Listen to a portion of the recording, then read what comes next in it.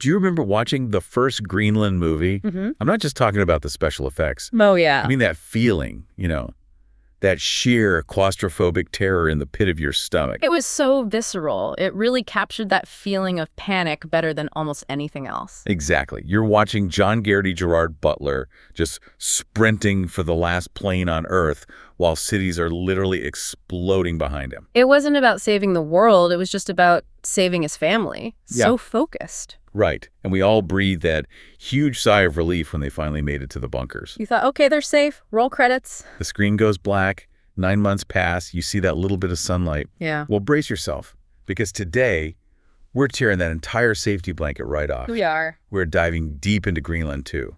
Migration. And this is not just your standard sequel. The source material we're working from today, this amazing survival guide called Beyond the Bunker, it makes it clear we're looking at a total genre shift. Yeah, a huge one.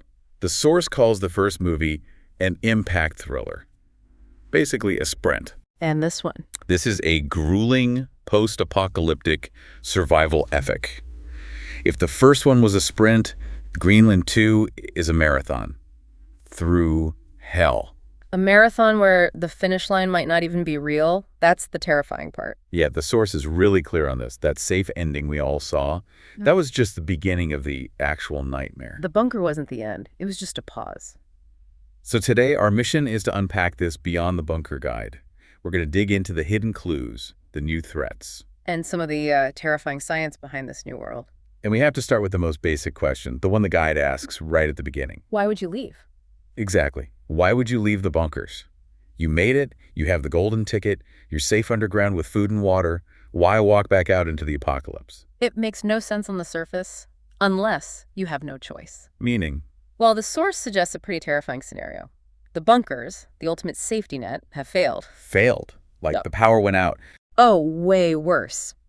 The analysis points to catastrophic failure. The source theorizes it could be geological instability. I mean, remember what hit the Earth. These were planet killers. Exactly. The impacts didn't just burn the surface. They would have shaken the planet's foundations. So shifting tectonic plates, cracking the bunker wall. Ruining the seals, yeah. Or maybe something simpler, like a critical resource crisis. The hydroponics fail, the water filters break down. Wow. So it's stay and die slowly in the dark, or leave and maybe die quickly in the cold. Talk about a rock in a hard place. That's a brutal start to a sequel. And that's what forces the migration. They aren't just stepping out to, check the weather. They're being forced to cross a Europe that's been plunged into a deep impact winter. And the guide says they have a destination, right? They aren't just wandering. Correct. They're heading for a rumored safe zone where the thaw has supposedly started. But is it real? That's the question. The source raises a lot of skepticism. Is it a real haven? Or is it just, and I'm quoting here, a desperate hope leading them into a frozen grave? That is just chilling. And speaking of chilling, let's talk about what that world actually looks like. Beyond the Bunker breaks down the trailer visuals, and I totally missed some of this stuff. The visual language seems incredibly specific. It's not just snowy. No, it's hostile. The guide calls it perpetual twilight. And it has this incredible description of the sky. I saw that. A bruised, churning mixture of gray and sickly orange. That orange is such a specific detail. Why orange? Well, it suggests a specific chemical makeup in the atmosphere. The sun isn't just being blocked by clouds, it's being filtered through heady particulates. Ash, sulfur, God knows what else. It creates this, suffocating light. And that leads to this other detail the source points out, at the .45 mark in the trailer. Oh, right! If you listen really closely under the sound of the wind. You can hear it. I had listened 3 times. A Geiger counter. Yes. That unmistakable click it. And that changes everything. It confirms this idea the source calls atmospheric asphyxiation. Meaning the air itself is deadly. Exactly. The ash isn't just dust. It's likely a mix of radioactive debris and toxic junk from global firestorms. So you can't just wrap a scarf around your face. No. Breathing that air without a filter is, and this is a quote, a slow death sentence. So every breath is a countdown. That makes the outdoors just as claustrophobic as a failing bunker. Your suit is just a smaller bunker you have to carry on your back. Man. But as scary as the environment is, the guide introduces a new threat that I think is even scarier. The Frostwalkers. Yes. This is where the movie really seems to pivot. In the first film, the human threat was just panic, desperation. Right, people trying to steal a wristband to get on a plane. It was chaos, but you understood it. But these frost walkers, this is something different. The source calls them apex predators. That phrase gave me goosebumps. And there's a shot at the 1.12 mark. It's really quick, an ambush. And the people attacking, they don't look like panicked civilians. Not at all. The guide describes them wearing makeshift furs, scavenged hazmat gear, goggles. These are people who adapted. They didn't get into the bunkers. They survived the ice age on the surface while our heroes were underground. So while the Garrities were eating canned food, these people were out there evolving. Yes, precisely. The bunker survivors are basically fresh meat walking into an ecosystem where they are at the bottom of the food chain. Wow. The Frostwalkers have the home field advantage. They know the terrain. And they probably see the bunker survivors as walking supply crates. That's such a terrifying dynamic. Yeah. And speaking of the survivors, the guide has some really interesting notes on how our main characters have changed. Right. You don't go through that without it breaking something inside you. The source points to a shot at 1.38. A close-up on Gerard Butler's face. The 1,000-yard stare. Yes.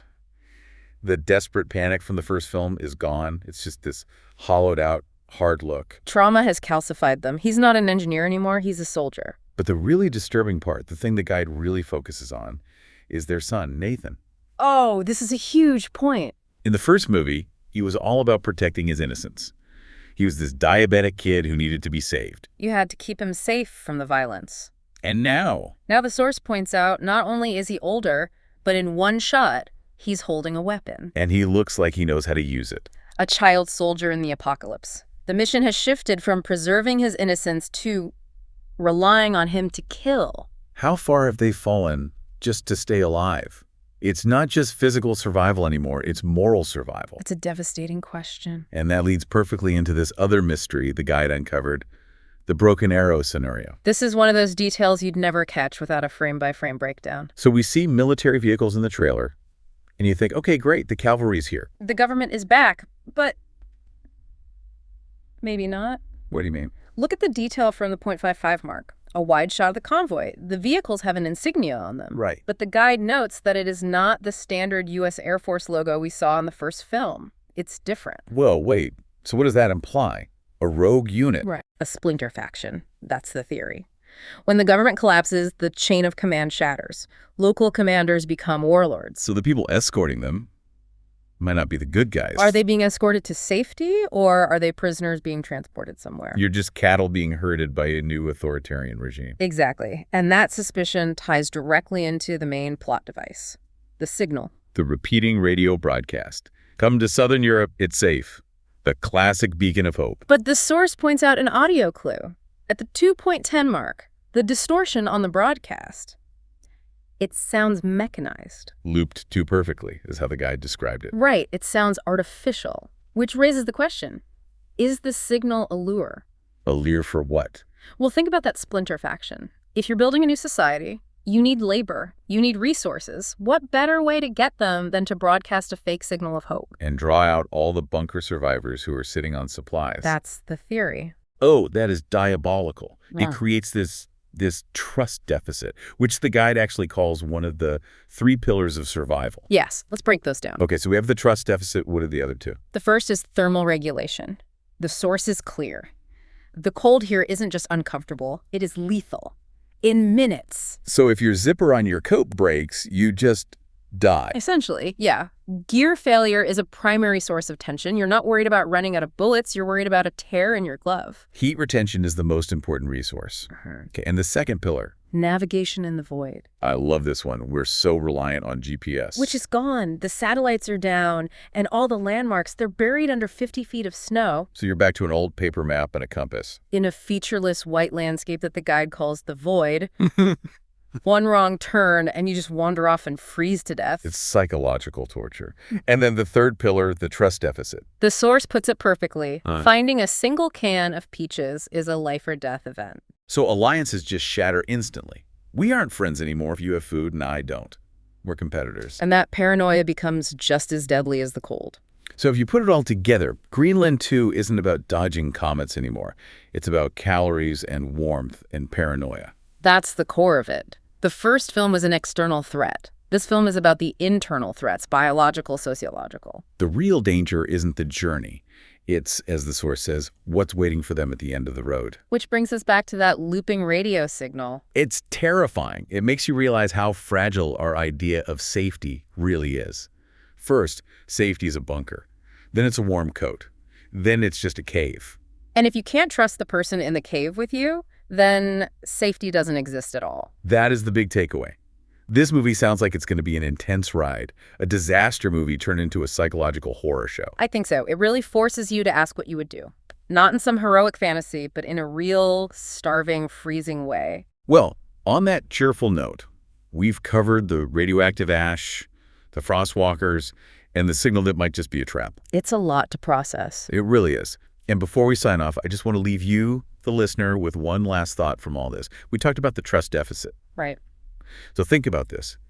In a world where the good guys might be a rogue regime and your only signal of hope might be a trap to enslave you, how long could you survive before your own paranoia becomes a bigger threat than the cold? That is the ultimate question. At what point do you stop trusting the person holding the map and start wondering if they're leading you off a cliff just so they can take your boots? When does the will to survive turn you into the very thing you're afraid of? Something to think about while you're nice and warm. Thanks for diving deep with us today. Stay warm out there. See you next time.